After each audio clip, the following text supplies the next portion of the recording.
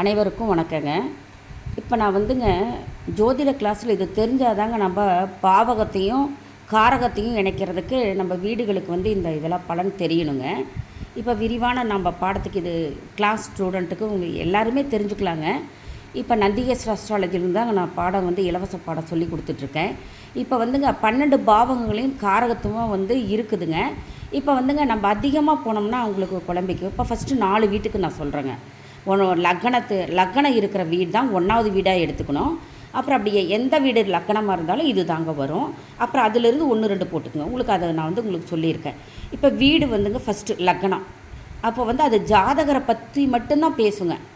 ஜாதகருடைய வாழ்க்கை, அவர் எப்படி இருப்பார், அவர் மனசு எப்படி இருக்கும், என்ன வேலை செய்வார், தோற்றம் எப்படி இருக்கும், அவர் மூளை, தலை, முடி, தோல், நிறம், இரத்த நாளங்கள், உடலமைப்பு, உயரம், ஆரோக்கியம், செல்வாக்கு, வெற்றி, தோல்வி, கௌரவம், அவருடைய உடம்புடைய பலம், மகிழ்ச்சி, திறன், தற்பெருமை, நினைவாற்றல், திறமை, அவர் பயந்தவரா, திடகாத்திரமானவரா, ஒழுக்கம் நிறைந்தவரா, அழகு, புகழ், குணம், அவருடைய ஜாதகருடைய குணம், அப்புறம் அவர் எப்படி செயல்பாட்டில் இருப்பார், அந்தஸ்து, ஆயுள் பலம், நிர்வாகத்திறன், தலைமை பண்பு, இது எல்லாம் வந்துங்க பேசும்.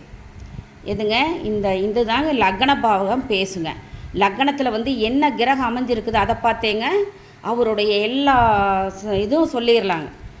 அங்கடையாளதுலேருந்து கூட சொல்லிடலாங்க. நம்ம வந்து அதை வந்து நம்ம கரெக்டாக சொல்லிடலாங்க. சரிங்க. இப்போ 2வது வீட்டு பாவகம் வீடு, தனம், குடும்ப வாக்கு, இதெல்லாம் பற்றி பேசுகிறதுங்க. இப்போ வந்துங்க இது வந்து எப்படி சொல்கிறேன் பாருங்கள். இது எழுதி வச்சுக்கோங்க. நான் வாயில் சொல்லிட்டு போனால் உங்களுக்கு புரியாதுங்க. அதனால தான் நான் என் நோட்டில் எழுதிட்டு நான் உங்களுக்கு ஒரு முறை எழுதி வந்து நீங்கள் நோட் பண்ணிக்கிட்டிங்கன்னா ஈஸியாக இருக்கும் படிக்க. இந்த 2வது வந்து வீடு, தனம், குடும்ப வாக்கு, இதை பற்றி பேச்சிலேயே முன்னேற இடங்க இது. குடும்ப உறுப்பினர்கள், பெரியம்மா, செல்வம் எப்படி வருது அவருக்கு, தன் குடும்பத்தின் மூலம் பணம் வருது, இந்த இடங்க. ஜாதகர் திறமையால் பேச்சினால் பணம் வருங்க. பணபரஸ்தாலங்க இது, பணம் வர்ற இடங்க.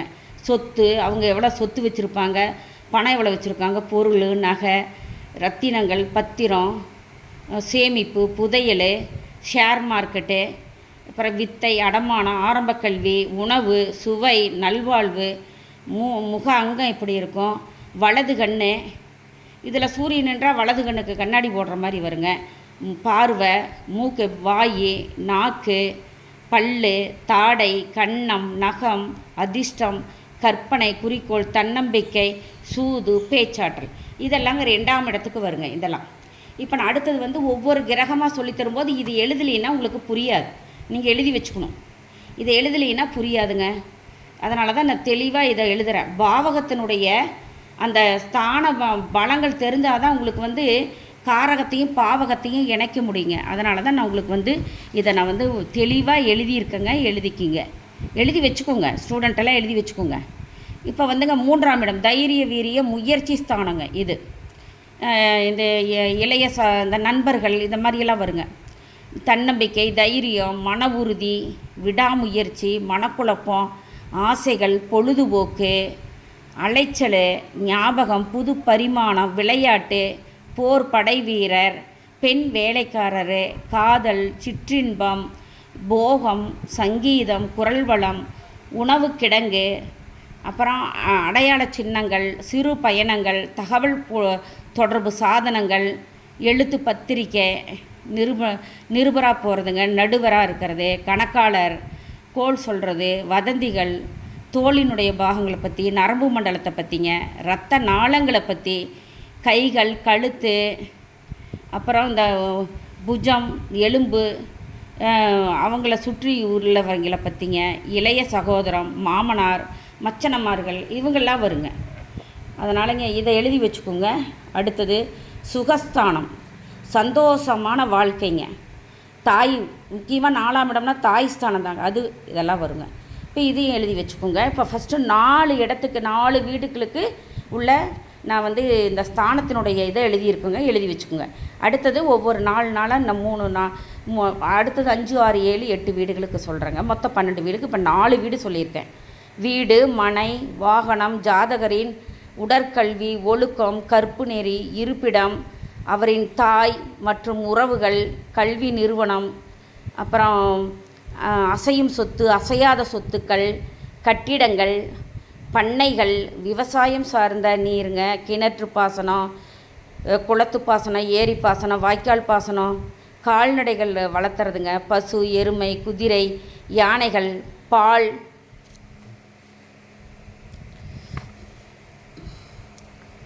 மருந்து, தானம், ஆராய்ச்சி கல்விங்க, கலைத்துறை, நடனம், நாடகம், சினிமா, உழைப்பில்லாத வருமானங்க, கமிஷன் தொழில் செய்கிறது, சூதாட்டம், கற்பனை வளம், விவேகம், மேதாவித்தனம், பகுத்தறிவு, ஆழ்ந்தறிவு, அறியும் அறிவுத்திறன், ஆழ்மன இல்லம், வாசனை திரவியம், மந்திரம், பிரசன்னம் பார்க்கிற சக்திங்க, யாத்திரை, புராதன சின்னம், இருதயம், மார்பு, இதை பற்றி எல்லாம் தாங்க இது பேசும். இந்த 4 வீடுகளுக்கு நான் விளக்கமாக கொடுத்துருக்கேன். இதை பதிவு பண்ணிக்கோங்க. ஒவ்வொரு வீட்டுகளுடைய அந்த காரகத்தையும் பாவகத்தையும் இணைக்கிறதுக்கு இதெல்லாம் தெரிஞ்சிருக்கணுங்க. மனப்பாடம் பண்ண முடியாது, எழுதி தான் வச்சுக்கணும். எழுதி வச்சுக்கோங்க, ஏன்னா குழப்பம். அதனால் நீங்கள் எழுதி வச்சுக்கோங்க. நீங்கள் ஜாதகம் பண்ணும்போது உங்களுக்கு குழப்பம் வந்துன்னா எடுத்து பார்த்துக்கிறதுக்கு இது ரொம்ப உபயோகப்படுங்க. இது இல்லைன்னா உங்களுக்கு ஜோதிடம் கற்றுக்கிற குழந்தைகளுக்கு இது வேஸ்ட்டுங்க. வீட்டில் இருக்கிறவங்களே எழுதி வச்சுக்கோங்க. இதை ஒரு நோட் போட்டுருங்க. நான் போடுறதெல்லாம் நோட் போட்டுருங்க. உங்களுக்கு அப்போ எல்லா விஷயங்களும் நான் சொல்ல போகிறேன். லக்னம் எங்கெங்கே இருந்தால் என்ன பலனு, சூரியன் எங்கே இருந்தால், சந்திரன் எங்கே இருந்தால், தெளிவாக நான் சொல்லுவேங்க. உங்களுக்கு ஈஸியாக புரியும். நீங்களே வீட்டில் ஜோதிடம் பார்த்துக்கலாம். புரியுதுங்களா? அந்த மாதிரி ஈஸியாக தான் நான் உங்களுக்கு கொடுத்துருக்கேன். அதனால் ஒவ்வொரு பாவகத்தையும் காரகத்தையும் இணைக்கிறதுக்கு இது இல்லைன்னா ஒன்றும் முடியாதுங்க. இப்போ எங்க இலவச கல்வினா இது எழுதுறது கூட சிரமப்பட்டால் என்னங்க பண்ணுறது? பாருங்கள், தெளிவாக கொடுத்துருக்கு. பாருங்கள் தெளிவாக இருக்குது. எழுதி வச்சுக்கோங்க. இல்லைன்னா பிரிண்ட் எடுத்துக்கோங்க. எழுதுறதுக்கு சோம்பேறித்தனமாக இருந்தால் பிரிண்ட் அவுட் எடுத்து வச்சுக்கோங்க. அனைவருக்கும் வணக்கங்க. சுபம்.